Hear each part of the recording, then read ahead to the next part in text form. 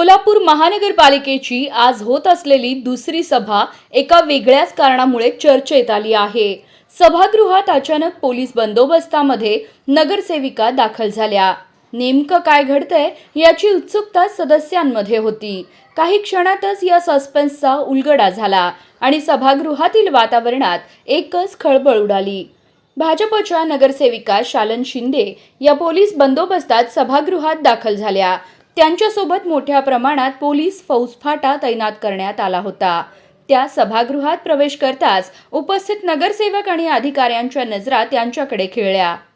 दरम्यान शालन शिंदे यांच्यावर मनसे पदाधिकारी बाळासाहेब सरवदे हत्या प्रकरणात आरोप असून या प्रकरणी त्यांच्यावर गुन्हा दाखल आहे। सध्या या प्रकरणाचा तपास सुरू आहे। या पार्श्वभूमीवर सुरक्षेच्या कारणास्तव त्या पोलीस बंदोबस्तात सभेला उपस्थित राहिल्याची माहिती समोर आली आहे।